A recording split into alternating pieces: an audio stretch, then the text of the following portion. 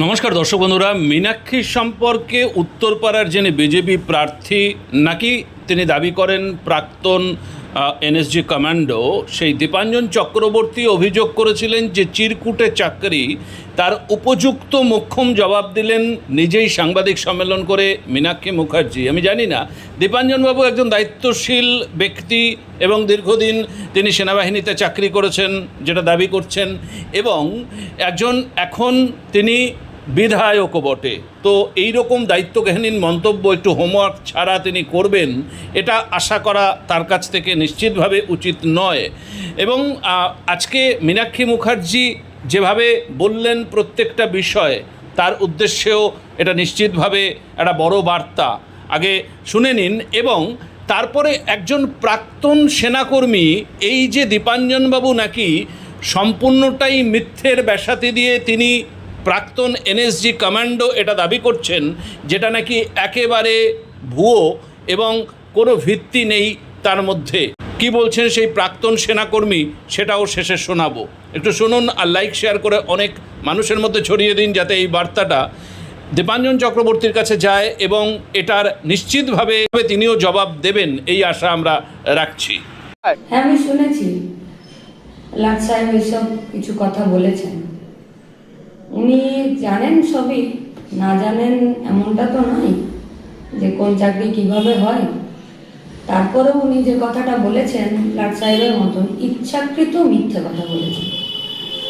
একজন জনপ্রতিনিধি ইচ্ছাকৃতভাবে আরেকজন সম্পর্কে এই ধরনের মিথ্যে কথা উনি বলছেন, ওনার এটা তো স্পষ্টত করে জানার দরকার যে কে কোথায় কি।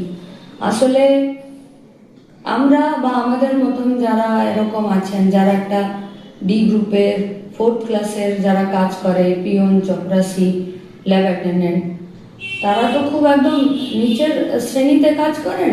ফলে তো তাদের এই সমস্যাগুলো বা তাদের এই কাজগুলো সম্পর্কে তারা তো অনেক বড় লোক।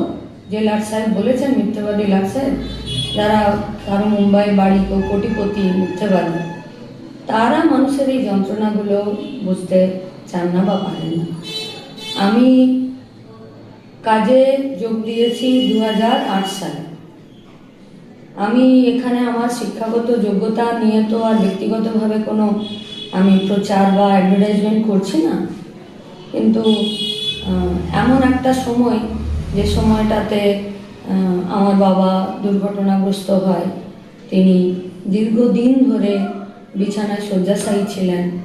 সেখানে আমার এমএ পাস করার পরে একটা কলেজের এই ধরনের একটা কাজ, যে কাজের ইন্টারভিউ বেরিয়েছিল, মানে অ্যাডভার্টাইজমেন্ট বেরিয়েছিল, নোটিফিকেশন বেরিয়েছিল, যেখানে একটি জিওগ্রাফি ল্যাবে, জিওগ্রাফি সাবজেক্টটা আর্টসের, ইকোনমিক্স থাকলে সায়েন্স হতে পারে, কিন্তু জিওগ্রাফি সাবজেক্টটা আর্টসের, বর্ধমান ইউনিভার্সিটির আন্ডারে কুলটি কলেজ, সেই কলেজের জিওগ্রাফি ডিপার্টমেন্টে, সেখানে ল্যাব অ্যাটেন্ডেন্ট, সেই কাজ করার জন্য মাধ্যমিক পাসের যোগ্যতা। আর আমার মনে হয় মাধ্যমিক পাশে সায়েন্স আর্টসের কোনো ব্যাপার থাকে না। ফলত সেখানে একটি 1,500 টাকার চাকরিতে আমি যুক্ত হই। আমি আগেই বলেছি যে বাবা দীর্ঘদিন ধরে তখন বিছানায় শয্যাশায়ী, দুর্ঘটনার জন্য, অ্যাক্সিডেন্টের জন্য। আমাদের যৌথ পরিবার, আজও যৌথ পরিবার। সেই সময় আমার বাবা একমাত্র উপার্জনকারী। এবারে সেই কাজে যখন আমি কাজের সুযোগ পেয়েছি, ইন্টারভিউ হয়েছে, চাকরির জায়গা পেয়েছি, তখন 1,500 টাকাতে সেই কাজটা করা আমার কাছে বাড়ির বড় মেয়ে করার দরুন আমার একটি দায়বদ্ধতা ছিল। 10 বছর কাজ করেছি। তারপর পার্টির পরামর্শ অনুযায়ী যুব সংগঠন করতে গিয়ে কেন্দ্রীয় নেতৃত্ব হিসাবে পার্টির পরামর্শ অনুযায়ী যখন আমি কাজ ছাড়ি 10 বছর পরে, তখন আমার 8,500 টাকা বেতন। অর্থাৎ এই মুহূর্তে আপনি কর্মরত নন সেখানে? না, এখন পার্টির ফুল টাইমার। ফলত 18 সালে কাজ ছেড়েছি, এটা 26 সাল। দীপাঞ্জনবাবু দাবি করছেন আপনার চিরকুটে চাকরি হয়েছিল। আমি তো তাই বলছি যে একটা নোটিফিকেশন বার হওয়া, ইন্টারভিউ হওয়া, 1,500 টাকা দামের টাকার বেতনের একটি চাকরি, সেই চাকরিতে আমার যা এডুকেশনাল কোয়ালিফিকেশন সেই কাজ করতে যাওয়া, পারিবারিক কারণে, বাবার অসুস্থতার কারণে, শয্যাশায়ী অবস্থার কারণে সেখানে আমার যা যাওয়া, সেই দায়বদ্ধতা আমাদের পালন করতে হয়। পরবর্তীকালে রাজনীতি করব এবং আমার পার্টির পরামর্শ অনুযায়ী সেই কাজ থেকে আমি অব্যাহত নিই। ঢুকেছিলাম 1,500 টাকায়, বেরিয়েছি 8,500 টাকায়। কিন্তু এই যে একদম যারা আমরা এই ধরনের মানুষ আছি বা আমি, যে 1,500 টাকা চাকরিতে ঢুকে বাধ্য হয়ে পরিবারের দায়িত্ব নেওয়া, সেখানে 8,500 টাকায় আমি যখন কাজ ছাড়ছি, পার্টির পরামর্শ অনুযায়ী কাজ ছেড়ে সর্বক্ষণের কর্মী হচ্ছি, ফলে তো আমরা যারা এই ডি গ্রুপের স্টাফ আছি, আমরা যারা একদম নিচের তলায় কাজ করছি, সেই কাজের সমস্যা, সেই কাজের আমাদের কাছে ওই 1,500 টাকাটার যে কতটা মূল্য একটা যৌথ পরিবারে, ওই ধরনের একটা জায়গাতে, সেটা এই যারা মিথ্যেবাদী লাট সাহেব কোটিপতি তাদের পক্ষে এটা জানা সম্ভব নয়। ওরা আসলে মানুষকে মানুষ বলে মনে করে না, এবং ওরা আসলে এই নিচের শ্রেণীর অংশের মানুষকে এরা ওই ধরনের মান সম্মান মর্যাদা দিতেই জানে না। তার জন্য ওনারা এইসব কথা বলেন, এবং ওনারা এটা ইচ্ছাকৃতভাবে মিথ্যে কথা উনি বলেছেন। চাকরি করেছি তো, এখন তো 8 সাল থেকে 18 সাল চাকরি করেছি। একটি আর্টসের সাবজেক্ট জিওগ্রাফি, তার ল্যাবের অ্যাটেন্ডেন্ট পোস্ট, সেই পোস্টে চাকরি করতে গেলে যা নোটিফিকেশন বেরোয় সেখানে মাধ্যমিক পাশের, তাহলে সেই কাজ করতে গিয়ে আমার মনে হয় যে আর্টস সায়েন্সের কোনো ব্যাপার নেই। এবং একটি আর্টসের সাবজেক্টের ল্যাব অ্যাটেন্ডেন্টের কাজ করতে গিয়ে আর কি কোয়ালিফিকেশন থাকে, এবং উনি নিশ্চিতভাবে এগুলো সব জানেন। জেনে শুনেও একটি মিথ্যে কথা, এই একজন মিথ্যাবাদী লাটসে তারা ইচ্ছাকৃতভাবে অন্য কোনো একটা মানুষের সম্পর্কে এই ধরনের মিথ্যে কথা বলে। আচ্ছা মীনাক্ষী দেবী, আপনার কাছে প্রশ্ন, যে আপনি হেরে গেছেন উত্তরপাড়ায়, তবু ওই হারা প্রার্থীর চাকরি কবে কিভাবে হয়েছে সেটা নিয়ে আবার পোস্টমর্টেম, কোনো জায়গায় কি আপনাকে ভয় পাচ্ছে যে ভবিষ্যতে আবার আপনি মাথা ব্যথার কারণ হয়ে উঠতে পারেন? ভয় ওনাকে গোটা উত্তরপাড়াকে, গোটা পশ্চিমবঙ্গকে আগামী দিনে পেতেই হবে। আমি আমার কাজকে রিলেটেড করেই বলতে পারি, 18 সালে ছেড়ে আসা কাজকে রিলেট করেই, সম্পর্ক যুক্ত করেই আমি বলতে পারি যে কাজটাতে আমি 1,500 টাকাতে আমার পারিবারিক দায়িত্ব বাড়ির বড় মেয়ে হিসাবে পালন করতে গিয়ে আমি যে 1,500 টাকা চাকরিতে ঢুকেছি, আর 10 বছর চাকরি করার পর 8,500 টাকাতে সেই চাকরি আমি পার্টির পরামর্শে ছেড়েছি, তার মানে ডি গ্রুপের কাজ করেছি, পিয়ন চপরাসিদের মতন আমরা কাজ করেছি। কিন্তু কাজটা আমরা যত্ন সহকারে, ভালোবেসে, শ্রদ্ধার সাথে, সততার সাথে করেছি।